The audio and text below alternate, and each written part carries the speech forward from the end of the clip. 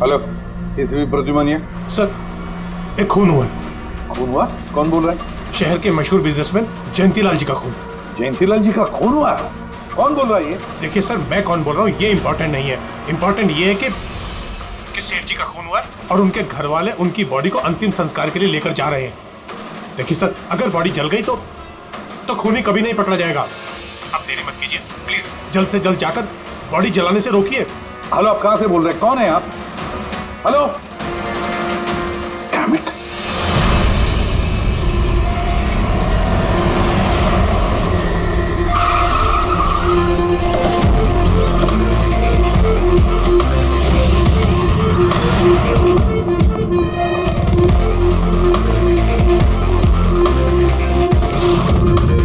अरे कौन है आप लोग?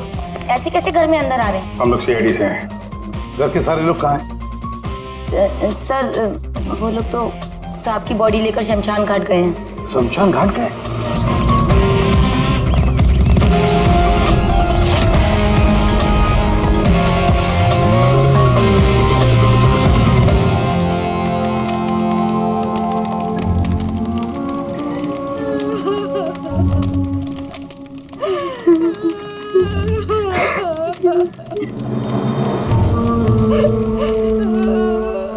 क्या बताऊं मैं?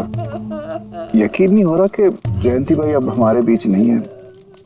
15 साल पुरानी दोस्ती थी मेरी। वो तो मेरे बड़े भाई जैसे थे। पता नहीं ये सब कैसे अचानक से हो गया।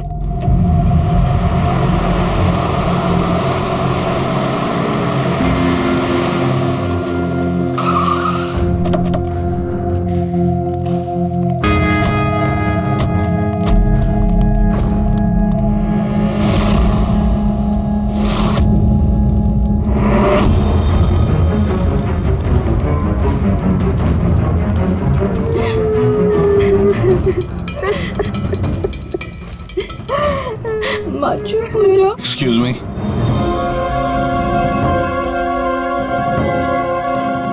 देखिए, हम लोग सीआईडी से हैं। हाँ? जयंतीलाल जी के परिवार वालों से मिलना चाहते हैं। मैं जयंतीलाल जी की पत्नी दीपा।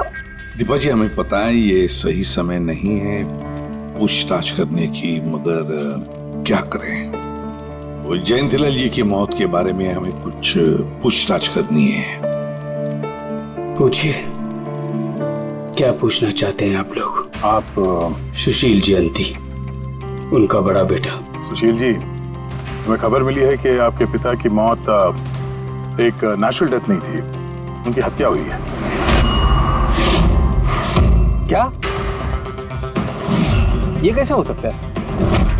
I'm डॉक्टर सूरज, मैं जयंतीलाल का फैमिली डॉक्टर हूँ। मैंने ही कल रात उनको चेक करके उन्हें डेथ सर्टिफिकेट दिया था। He died a natural death। ये सही कह रहे हैं। जयंती भाई की मौत सभी घर वालों के सामने ही तो हुई थी, और इतने सालों से मेरा इस परिवार से रिश्ता है, वो लोग झूठ क्यों बोलेंगे? तो आप लोगों ने इतनी जल्दी में बॉडी क्यों जला दी? तो क्या ये भी गुनाह है? इतने महीनों से पिताजी बीमार थे, कितने इलाज किए, कितनी कोशिशें की, नहीं बचे वो। देखिए, हमें इंफॉर्मेशन मिली है कि जयंतीलाल जी की हत्या हुई है। क्या? हमने आपके पड़ोसी से भी पूछा, उन लोगों ने भी कल रात जयंतीलाल जी के चिल्लाने की आवाज सुनी थी। देखिए, पड़ोसियों ने जो कहा वो सही है, लेकिन उनको या आप लोगों को सही बात नहीं पता है। और वो सही बात क्या है? पिछले 3 महीने से डैडी की दिमागी हालत भी ठीक नहीं थी। वो ना सिर्फ लोगों को और बातों को भूलने लगे थे, बल्कि उनको हेलुसिनेशन यानी भ्रम हो गया था। गलत सही, सच झूठ का फर्क उनको समझ में नहीं आ रहा था। दौरे पड़ने लगे थे उनको लगने लगा था जैसे उनको कोई मारने वाला है। कल रात भी उनको ऐसा ही दौरा पड़ा था। शांत,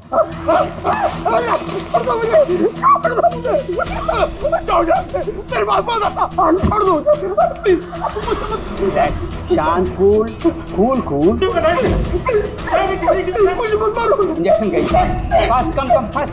डैडी शांत, रिलैक्स। कुछ नहीं होगा। पापा संभालो क्या? अरे क्या कर रहे हो? बच्चों की तरह क्यों जिद कर रहे हो? डांट जाइए। सुशील जी, उनका स्लीव ऊपर करो। जाने दो, मुझे मारो। बस।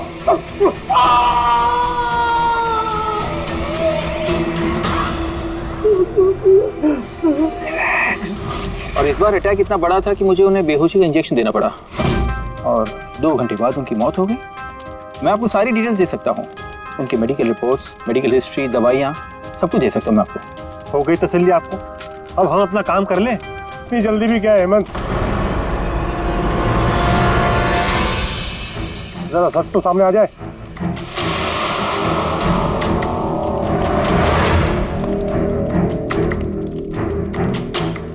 आप सर, मेरा नाम मोहन, मैं जयंतीलाल जी का वकील। मैंने आपको फोन किया था सर। मोहन जी, आपको ऐसा क्यों लगता है कि जयंतीलाल जी की हत्या हुई थी? मेरे शक की वजह है उनकी वसीयत।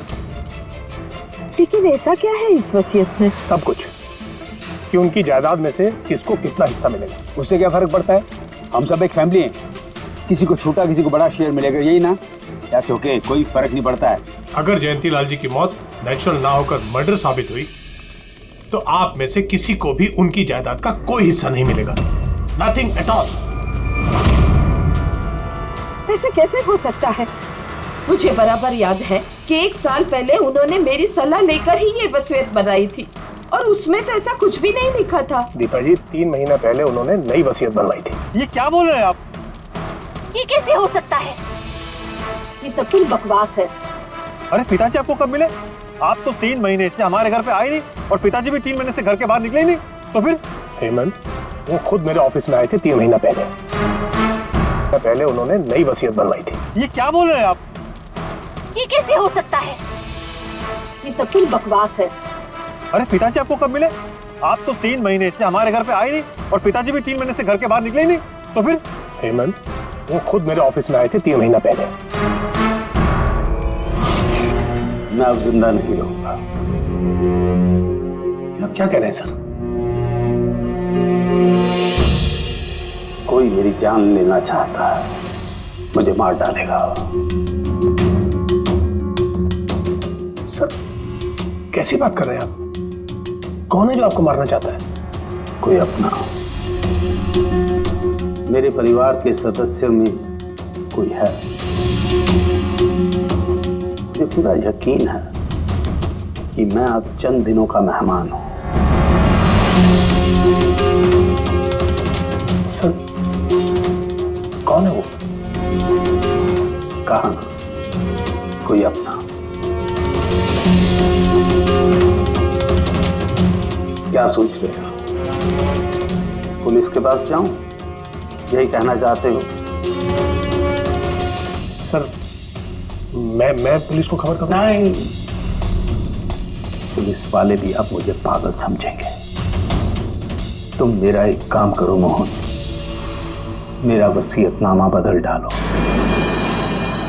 अगर मेरी मौत हो जाती है और मौत के बाद ये साबित होता है कि उसका कारण मेरा परिवार है, तो मेरा बिजनेस, मेरा पैसा, मेरा कुछ भी परिवार के किसी भी सदस्य के नाम नहीं होगा।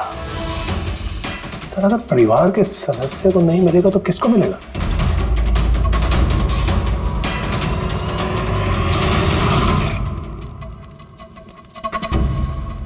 हमें नहीं तो किसे मोहन?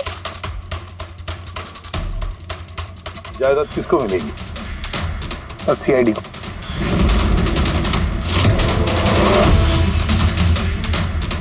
क्या बकवास कर रहे हैं आप? जी सर, अगर जयंतीलाल जी की मौत हत्या साबित होती है तो उनकी सारी जायदाद, जो कि लगभग 5000 करोड़ है, वो सीआईडी को और पुलिस वेलफेयर डिपार्टमेंट को मिलेगी। ये क्या मजाक कर रहे हैं आप? ऐसा कैसे हो सकता है? हो सकता है, अगर उनकी मौत हत्या साबित हुई तो। लेकिन उनकी तो हत्या हुई नहीं। हम वहीं तो थे। जो कुछ भी हुआ हमारे सामने हुआ है। उनकी हत्या हुई है या नहीं वो हम पता लगा लेंगे। अरे आप कैसे पता लगाएंगे? बॉडी तो है ही नहीं। बॉडी जल चुकी तो क्या हुआ, राख तो है। जब तक ये केस सुलझती नहीं तब तक जयंतीलाल जी की राख हमारी कस्टडी में रहेगी। अरे लेकिन सॉरी मैम।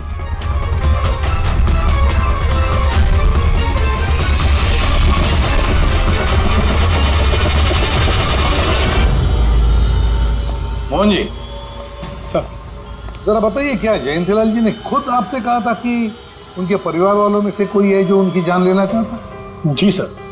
क्यों?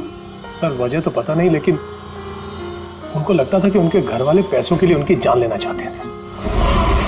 बेटों से वो खुश भी नहीं थे।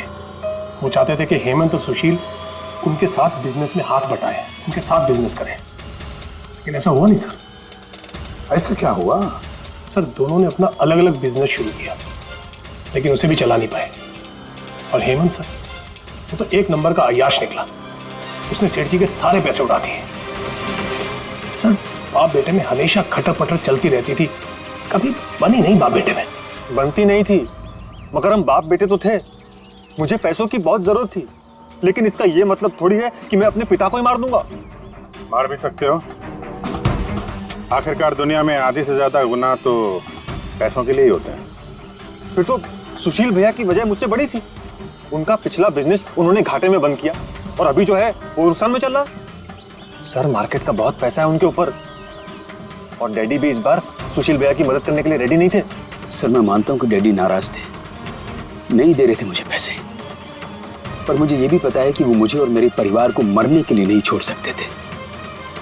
खून में उनका खून तो हो, इसीलिए पैसों के लिए अपनों का ही खून बहा दिया।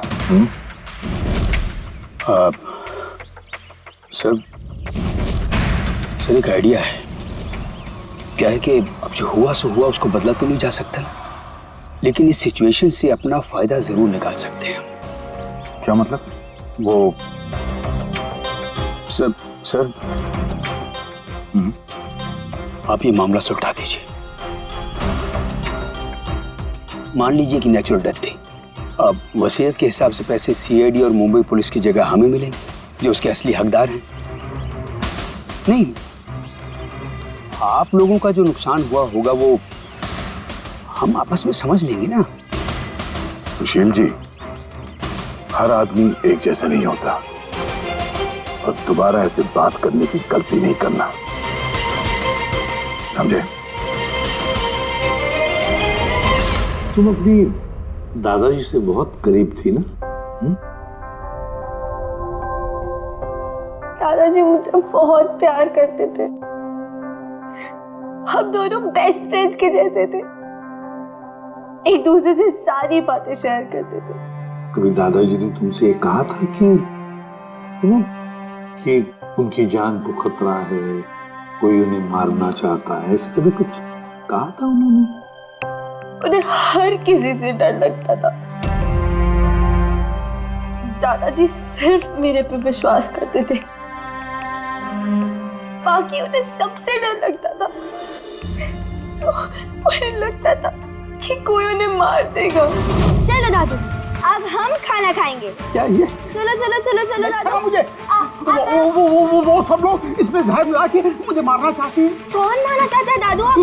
वो सब लोग मिले हुए हैं, सब मेरे खिलाफ साजिश कर रहे हैं। तुम मत खा, अरे फेंक देते, वरना तुम भी मर जाएगी। दादू आप मेरा विश्वास करो, ये खाना मैंने अपने हाथों से बनाया, इसमें कुछ नहीं है, इसमें जहर भी नहीं, कुछ नहीं है दादू। आप मेरा विश्वास करो। देखो देखो देखो, मेरे हाथों में खा रही हो ना, देखो देखो, मुझे कुछ हुआ, मैंने अपने हाथों से बनाया। चलो दादू, चलो चलो चलो, खाओ खाओ खाओ खाओ। गुड दादू, गुड दादू।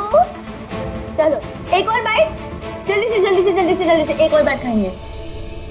अच्छा है ना दादू? गुड गुड, चलो चलो। कितना प्यार करती है तू, मेरा कितना ख्याल रखती है, बाकी सब लोग मेरी दौलत के पीछे मुझे मार देंगे। दादू आपको कुछ नहीं होगा, आपका बहादुर बच्चा है ना इधर, मैं आपको कुछ नहीं होने दूंगी। देखो, अब तुम घर जाओ, जाओ, और देखो किसी भी चीज की जरूरत पड़े तो मुझे फोन करना, ठीक है? जाओ।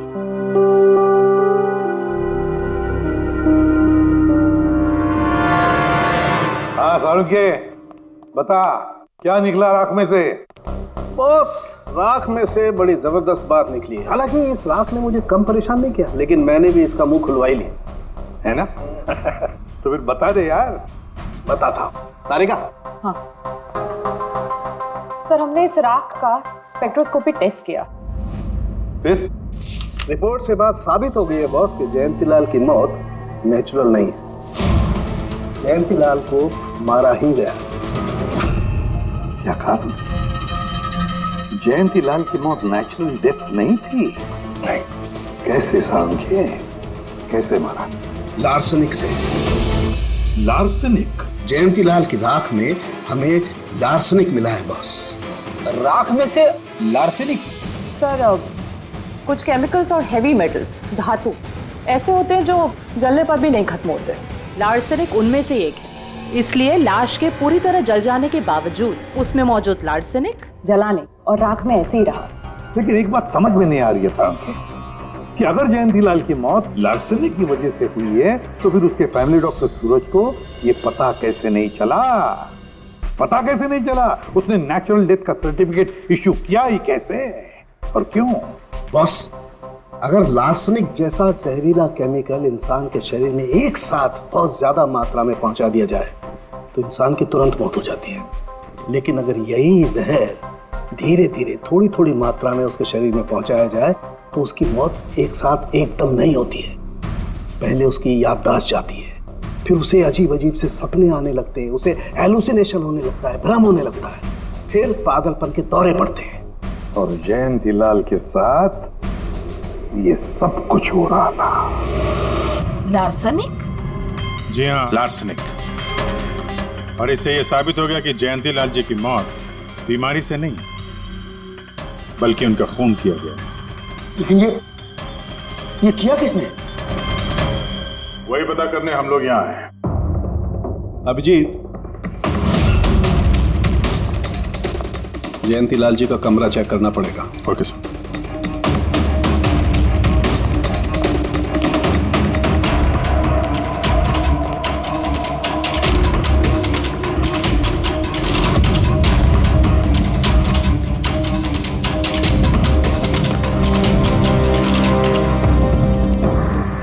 हम पे शक कर रहे हैं? आपने ऐसे सोच भी कैसे लिया कि हम लोगों में से कोई ऐसी घिनौनी हरकत कर सकता है?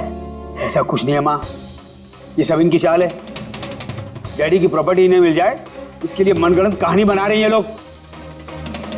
बकवास मत करिए सुशील जी, दोबारा ऐसा बोला ना अंदर डाल दूंगा।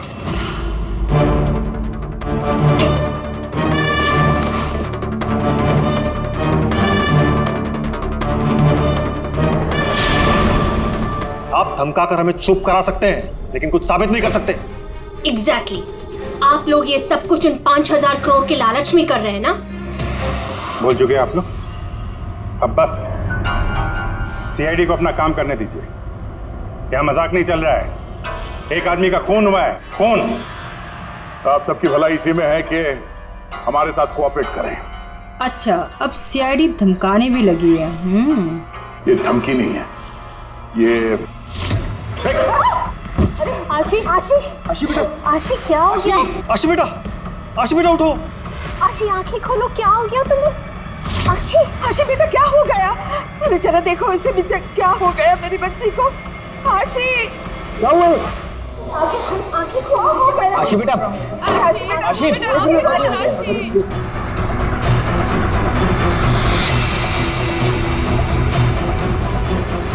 क्या हो गया आशी? आशी, इसे हॉस्पिटल ले जाना पड़ेगा फौरन। हाँ पंकज। क्या? माय गॉड, ये अच्छा ठीक है। क्या हुआ? ये डॉक्टर सूरज ने आशी के कुछ टेस्ट किए थे, पता चला कि उसके खून में भी लार्सेनिक है। लेकिन सर, लार्सेनिक आशी के खून में पहुंचा कैसे होगा? सर, ऐसी कोई कॉमन चीज जो जयंतीलाल जी और आशी दोनों के कांटेक्ट में आई हो? खाना। अब आशी ने बताया था ना कि कुछ दिनों से जयंती लाल जी का खाना वो खुद टेस्ट कर रही थी? नहीं नहीं बस खाना नहीं, ये कुछ और है। ये सालू के साहब, ये आपको कैसे पता चला? बताता हूँ, बस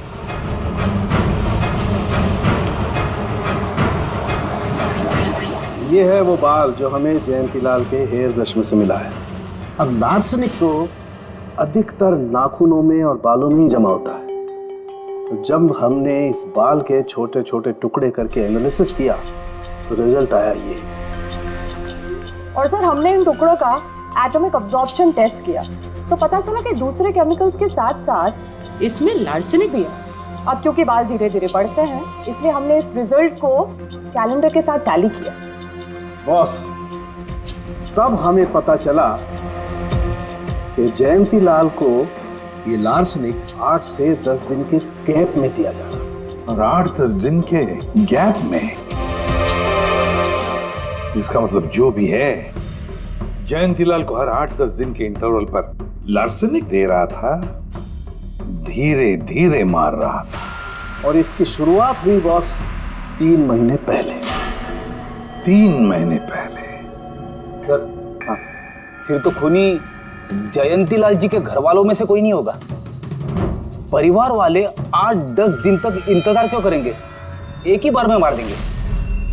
फ्रेडी, परिवार वाला भी तो जयंतीलाल को धीरे धीरे मार सकता है ताकि किसी को उस पर शक ना हो। सर पिछले 3 महीने से कुछ मसाज करने वाले आ रहे थे, मैंने बताया तो था आपको।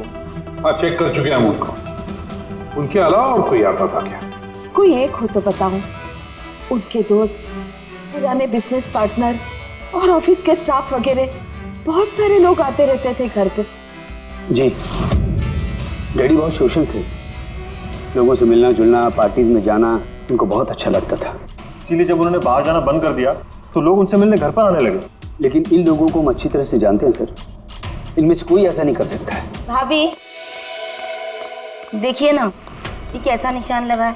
4 बार धोया, 4 बार छुटाया, फिर भी नहीं हट रहा। अरे ठीक से धो ले, साफ हो जाएगा। अरे भाभी कितनी बार रगड़ा, नहीं जा रहा। और जाएगा भी नहीं, क्योंकि ये दाग खून का है। खून? जी हाँ। सुनिए, आपके कुर्ते पे ये खून का दाग कहाँ से आया? आपको कहीं चोट लगी है क्या? क्या हुआ आपको? मुझे नहीं पता। अरे मुझे मेरे कुर्ते पर कहाँ से आया? मैं खुद हैरान हुआ था कल जब मैंने इसे देखा। तो कल लगी आपको ये चोट? नहीं, मुझे कोई चोट नहीं लगी। हाँ, जब मैं कल लोगों से मिल रहा था तब ये खून का दाग लगा मुझे।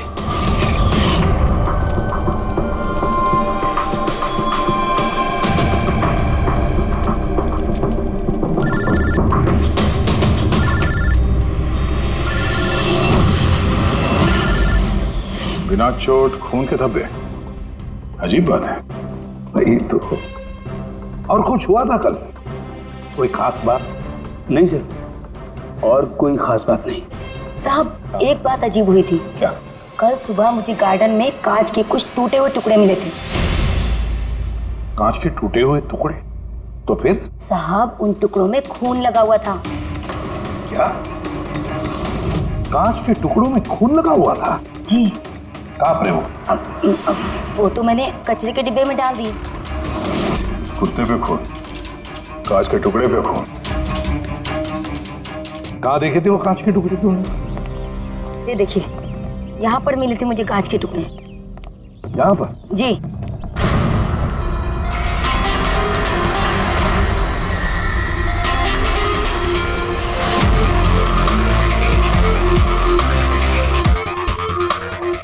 टूटा हुआ बल्ब है सर। बल्ब का टुकड़ा मिला क्या उसके? काम करो अभिजीत, इस घर में जितनी भी लाइटें हैं, लैंप्स हैं, सब चेक करो। देखो कोई बल्ब गायब है क्या।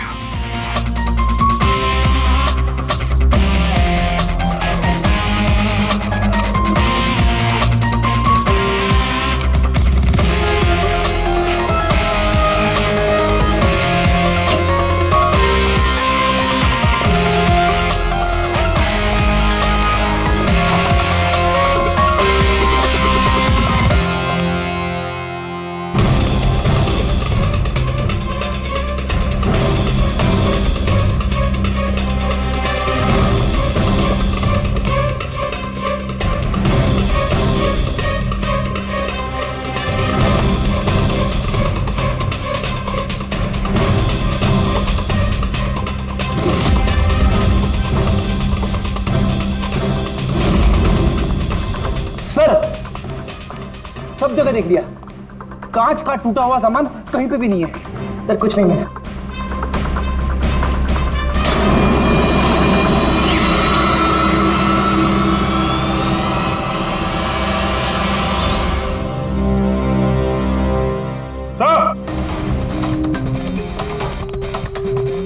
आप जी ये सही, ये देखिए यहाँ का बल्ब गायब है।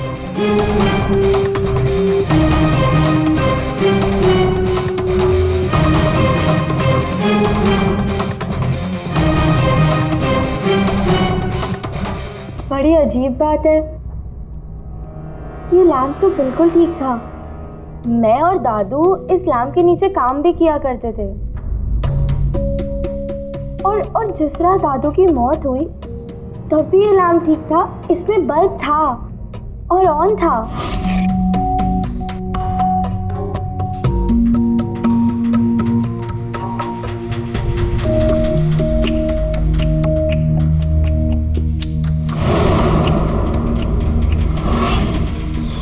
तो फिर इस लैम्प से बल्ब अचानक गायब कैसे हो गया? क्या कविता? नहीं साहब, मुझे कुछ नहीं मालूम कि बल्ब कैसे गायब हुआ, किसने निकाला, मैं कुछ नहीं जानती। लेकिन सर ये बल्ब कोई गायब करेगा क्यों? सर इस बल्ब का और इस लैम्प का कुछ ना कुछ तो लेना देना है इस केस में।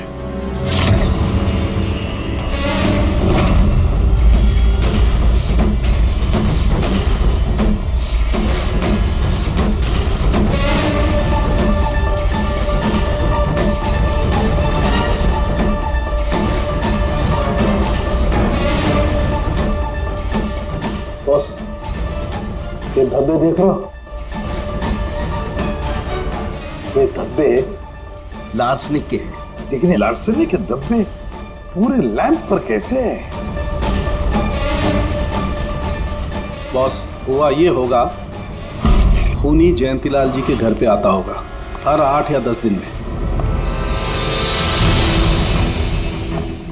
नमस्ते साहब, साहब ऊपर है अपने कमरे में।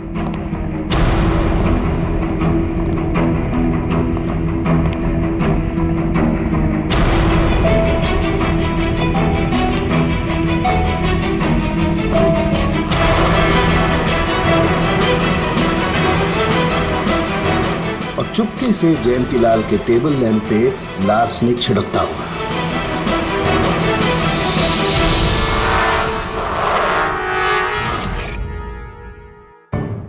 शायद जयंतीलाल जी हमेशा इस टेबल पर बैठ करके काम किया करते थे।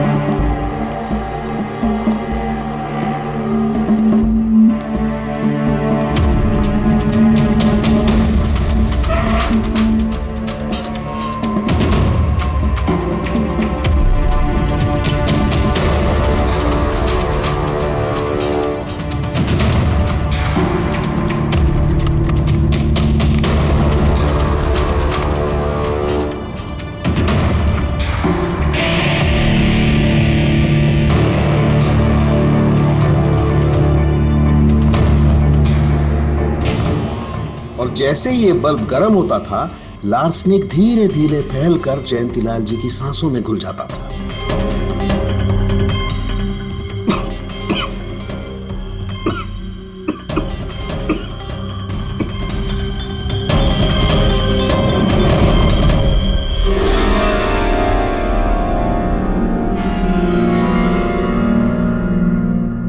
सालों के साथ आशी को लार्सेनिक का इतना असर क्यों नहीं हुआ? उसे लार्सनिक का इतना असर इसलिए नहीं हुआ फ्रेडी, क्योंकि वो यहाँ हमेशा नहीं रहती थी, कभी कभी आती थी अपने दादाजी के पास। यार जो भी कोई है, इस जयंतीलाल के और घर वालों के करीब का ही कोई है, इसलिए वो जयंतीलाल की मौत के वक्त यहाँ मौजूद था।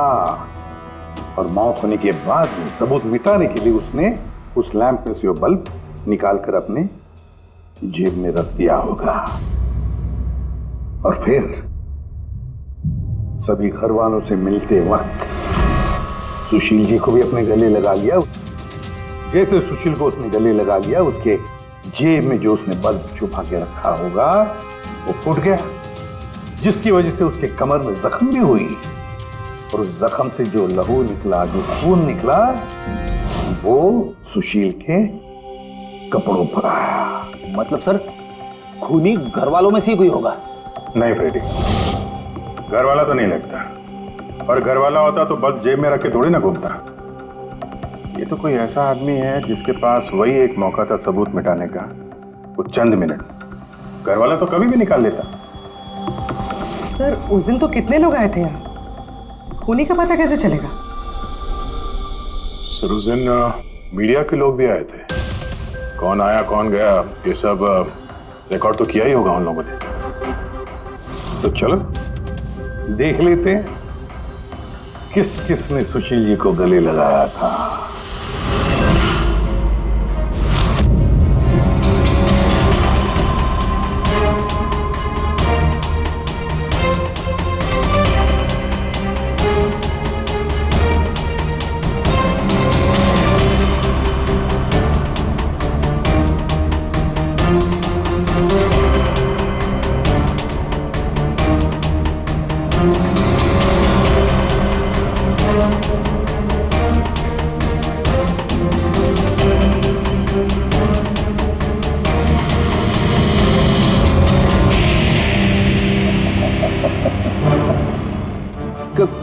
क्या हुआ सर? खूनी का पता चल गया? हाँ फ्रेडी, खूनी मिल गया। कौन है? फ्रेडी, इस आदमी की पूरी कुंडली निकालो, पता लगाओ पिछले 3 महीनों में ये कहां कहां गया था, किस किस से मिला था, क्या क्या किया है इसने, सब कुछ।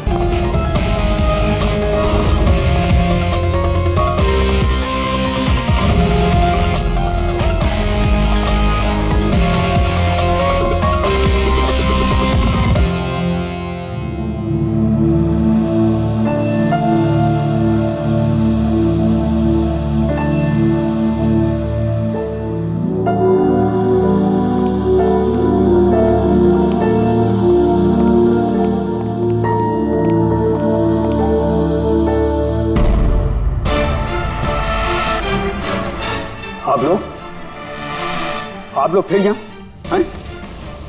खूनी का तो पता चला नहीं होगा, कुछ छानबीन रहेगी होगी नहीं? नहीं सुशील जी, कोई छानबीन नहीं बची है, खूनी का पता चल गया और खूनी अभी इसी वक्त यहाँ हम सब के बीच मौजूद है। क्या? कौन है वो?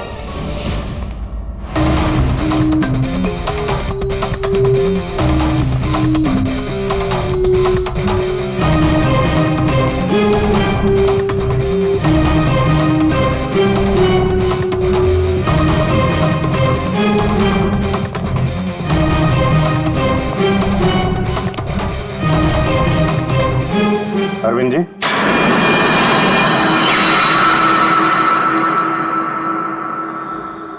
जरा उठेंगे आप?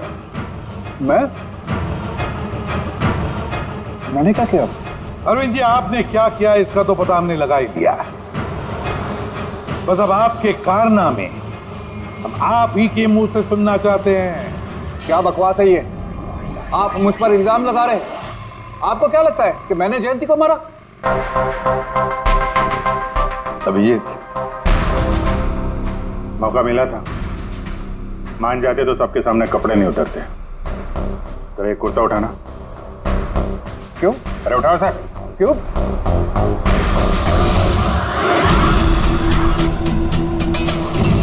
क्या ये निशान कैसा है?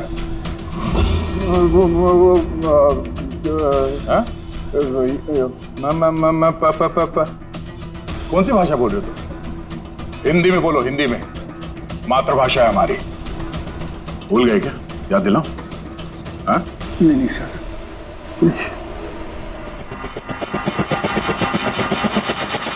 बताता हूँ। नफरत करता था मैं जयंती से। 5 साल पहले हमने एक बिजनेस शुरू किया था। आज ये इतना बड़ा 5000 करोड़ का एम्पायर है ना, वो मेरे मेहनत की कमाई थी। मैंने अपनी जिंदगी की सारी जमा पूंजी इस बिजनेस पे लगाई थी, पर जयंती की नीयत में खोट थी। उसने मुझे धोखा दिया, मुझे मेरी कंपनी से निकाल दिया। तब मैंने सोचा कि जब मौका मिलेगा तो मैं इसका हिसाब चुकता करूंगा। और वो मौका तुम्हें मिला 3 महीने पहले एडवोकेट मोहन के ऑफिस में, जहां पर जयंतीलाल जी भी आए थे और तुम्हें चुपके से उन दोनों की बातें सुन ली थी। अगर मेरी मौत हो जाती है और मौत के बाद ये साबित होता है कि मेरी किसी ने हत्या की है, तो मेरा बिजनेस, मेरा पैसा, कुछ भी मेरे परिवार के किसी भी सदस्य को नहीं मिलेगा। सर, अगर परिवार के सदस्य को नहीं मिलेगा तो किसको मिलेगा? सीआईडी को, जो मेरा मर्डर इन्वेस्टिगेट करेगा। मुझे लगा अच्छा मौका है, जयंतीलाल को मारूंगा मैं और शक जाएगा उसके परिवार पर। और इसीलिए तुमने जयंतीलाल की तरफ दोस्ती का हाथ बढ़ाया, एक नया प्रपोजल लेकर। क्यों? मेरे दिमाग में एक आइडिया था जिसके लिए मेरा उसके घर बार बार जाना जरूरी था।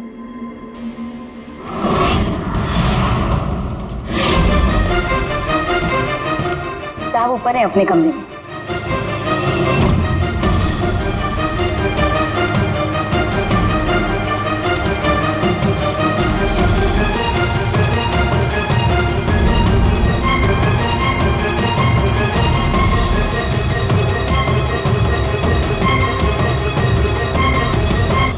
लेकिन एसीपी साहब, आपको इन पे शक कब हुआ? दीपा जी, जयंतीलाल जी की अंत्येष्टि के दिन जो मीडिया कवरेज हुआ था, जो मीडिया वालों ने वीडियो फुटेज लिया था, उसकी मदद से जयंतीलाल जी के अंत्येष्टि के दिन घर के बाहर जो इन्होंने कुर्ता पहना था, शमशान भूमि पर वो कुर्ता बदल दिया गया था, क्योंकि उस पर खून जो लगा हुआ था। क्यों अरविंद जी?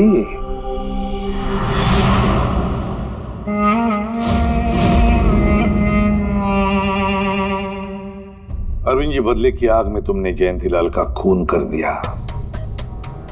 क्या मिला तुम्हें? कैसा सुख मिला? गलत किया तुमने, गलत किया। फ्रेडी,